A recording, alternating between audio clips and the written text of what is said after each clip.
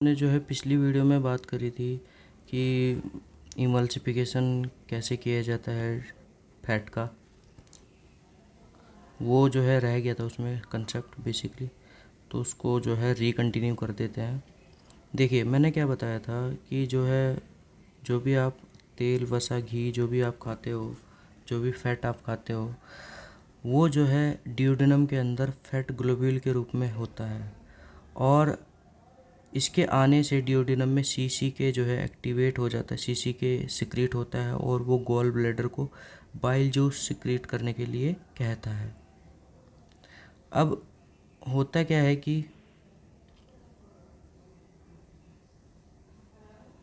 Sorry for inconvenience.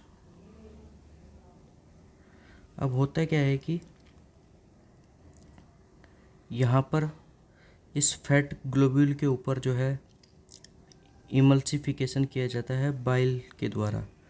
Emulsification एक ऐसी प्रक्रिया है जिसमें जो है फैट ग्लोब्यूल को छोटी छोटी ग्लोब्यूल्स में बदल दिया जाता है, छोटी छोटी ग्लोब्यूल्स में बदल दिया जाता है। तो बेसिकली ये जो है स्मॉल ग्लोब्यूल है जिनमें जो है इसको बदल दिया गया है फैट ग्लोब्यूल को, जो कि एक लार्ज ग्लोब्यूल थी। और इस वजह से यहाँ पर जो सरफेस एरिया है वो बढ़ गया है, वो बढ़ जाता है, जिस वजह से जो एंजाइम्स है पैंक्रियाटिक लाइपेज वो इसके ऊपर काम करता है और इसके ऊपर क्रिया करके इसको फ्री फैटी एसिड्स और मोनो एसाइल ग्लिसरॉल में बदल देता है। अब ये जो फ्री फैटी एसिड्स और मोनो एसाइल ग्लिसरॉल है, इनको जो इंटेस्टिनल इपिथेलियल सेल्स है उसके अंदर ले जाया जाता है, उसके अंदर ले जा करके एसईआर में ले जाया जाता है और गोल्जी के थ्रू, गोल्जी के अंदर जो है कुछ मॉडिफिकेशन करके इसको जो है काइलोमाइक्रोन में बदल दिया जाता है। किस में बदल दिया जाता है? काइलोमाइक्रोन में। तो काइलोमाइक्रोन है क्या? काइलोमाइक्रोन एक ऐसी स्ट्रक्चर है, काइलोमाइक्रोन एक ऐसी स्ट्रक्चर है जिसके अंदर जो है बेसिकली इसमें होता क्या है, इसमें जो है मैं आपको बता देता हूँ कि काइलोमाइक्रोन है क्या। काइलोमाइक्रोन एक ऐसी स्ट्रक्चर है जिसमें जो है ApoB40 एक प्रोटीन होती है। इसको हम ब्लैक कलर से कर लेते हैं।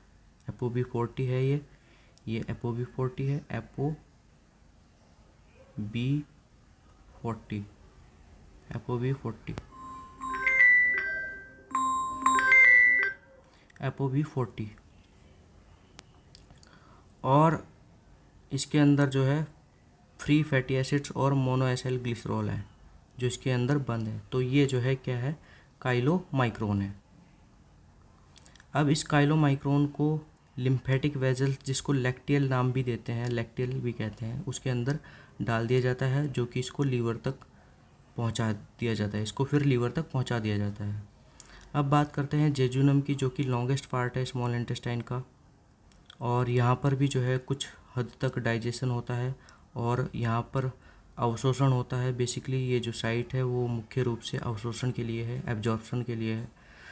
देखते हैं, ये जो स्मॉल इंटेस्टाइन की जो अंदर की लेयर होती है वो थोड़ी सी इस तरह की लेयर है, ठीक है, इस तरह की लेयर है। यहाँ पर आप देख सकते हो कि ये जो है स्मॉल इंटेस्टाइन का पार्ट है जो कि अंदर की लेयर है। फिर इस सेक्शन को कट करके जो है इन्होंने दिखा रखा है, इस सेक्शन को कट करके इन्होंने यहाँ पर दिखा रखा है। इस तरह की जो है वहाँ पर विलाई पाई जाती है, वहाँ पर विलाई पाई जाती है, इनको विलाई बोलते हैं। इस विलाई को हमने एक विलाई को यहाँ पर हम देख रहे हैं और यहाँ पर जो है ये विलाई है, इसके ऊपर जो है माइक्रो विलाई होते हैं। बेसिकली इस एक को जो है हम विलस बोलते हैं और यहाँ पर इसकी एक सेल को देख रहे हैं। तो इसकी सेल को अगर आप देखें तो जो ल्यूमन वाली साइड होती है उसको एपिकल साइड बोलते हैं और इसके ऊपर माइक्रोविलाई होते हैं।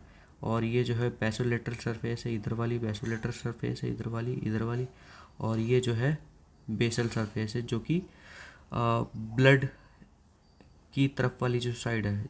मतलब फूड जो है यहाँ पर होगा, फूड जो है कहाँ पर होगा? फूड यहाँ पर होगा और वो ऐसे क्रॉस करते हुए इस ब्लड में चला जाएगा। अब अवशोषण की बात करते हैं। एब्जॉर्प्शन कैसे होता है? जो भी आप खाते हो, कार्बोहाइड्रेट, प्रोटीन, फैट्स, ठीक है, उसका अवशोषण कैसे होता है। तो कार्बोहाइड्रेट की सबसे पहले बात कर लेते हैं।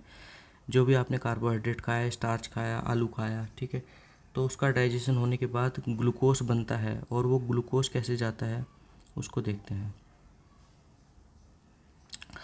तो जो भी ग्लूकोज के मॉलिक्यूल्स होते हैं, बेसिकली जो भी ग्लूकोज के मॉलिक्यूल्स होते हैं, वो ग्लूकोज के मॉलिक्यूल SGLT1 के द्वारा जाते हैं, सोडियम ग्लूकोज लिंक्ड ट्रांसपोर्टर 1।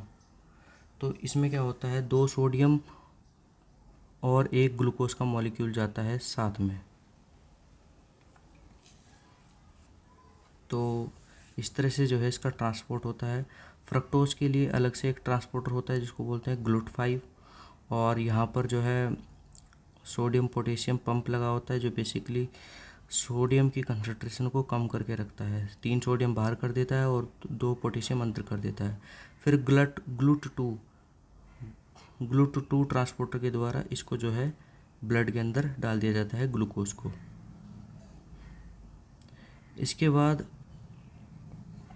जो अमाइनो एसिड्स होते हैं, अमाइनो एसिड्स का जो ट्रांसपोर्ट है वो भी सोडियम डिपेंडेंट ही होता है। तो सोडियम के साथ अमाइनो एसिड्स अंदर आते हैं ल्यूमन से इंटेस्टाइन की सेल्स में, और फिर इसको ब्लड में डाल दिया जाता है। जो डाइपेप्टाइड और ट्राइपेप्टाइड होते हैं, उनका जो ट्रांसपोर्ट है वो H+ डिपेंडेंट होता है। तो H+ आयन जब इस तरफ आते हैं तो वो साथ में डाइपेप्टाइड और ट्राइपेप्टाइड को लेकर भी आते हैं। साथ ही जो विटामिन है थायमीन का जो ट्रांसपोर्ट है वो भी सोडियम डिपेंडेंट होता है।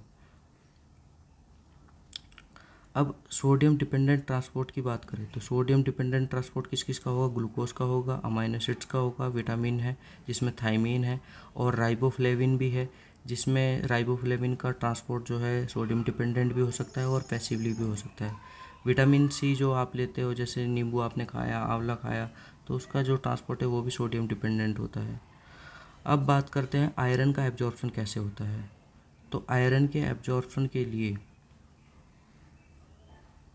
आपको यहाँ पर देखने को मिलेगा कि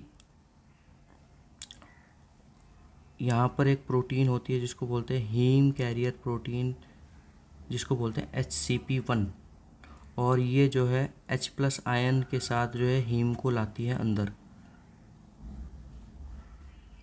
H+ आयन के साथ जो है हीम को लाती है अंदर, और इस हीम से जो है आयरन को निकाल लिया जाता है Fe2+ की फॉर्म में।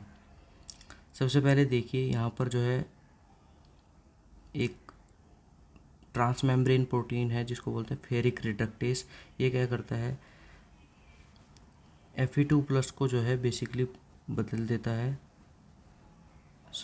ये क्या करता है, Fe3+ को Fe2+ में बदल देता है। यहाँ पर देखिए ये जो फेरिक रिडक्टेस है इसने क्या किया, Fe3+ वाली फॉर्म को Fe2+ में कन्वर्ट कर दिया, और ये H+ के साथ अंदर आ गई। ये एपिकल साइड है बेसिकली। तो ये क्या हुआ, H+ के साथ Fe2+ वाली फॉर्म अंदर आ गई, और इस ट्रांसपोर्टर को क्या करेंगे, डाईवैलेंट मेटल आयन ट्रांसपोर्टर। तो यहाँ पर कौन कौन से बेसिकली प्रोटीन है जो ट्रांसपोर्ट में मदद करती है। सबसे पहले हीम कैरियर प्रोटीन HCP1 जो कि H+ के साथ हीम को साथ मिलाती है। एक फेरिक रिडक्टेस है जो Fe3+ वाली फॉर्म को Fe2+ में बदल देता है, जो H+ आयन के साथ अंदर आ जाती है, किसके द्वारा, DMT के द्वारा, डाई मेटल आयन ट्रांसपोर्टर। इसके बाद इस Fe2+ वाली फॉर्म को या तो इसको फेरिटिन के साथ स्टोरेज की कर दिया जाता है, ठीक है, या फिर इसको Fe2+ फॉर्म को जो है बाहर लाया जाता है सेल से, और फिर इसको हेफेस्टीन के द्वारा Fe3+ फॉर्म में बदल दिया जाता है। Fe3+ फॉर्म में बदलने के बाद इसको ब्लड में डाल दिया जाता है, ब्लड में, और ट्रांसफेरिन के साथ जोड़ करके इसको ट्रांसपोर्ट किया जाता है, क्योंकि इसका ऐसे ही ट्रांसपोर्ट नहीं किया जा सकता ब्लड में, इसको ट्रांसफेरिन प्रोटीन के साथ ट्रांसपोर्ट किया जाता है।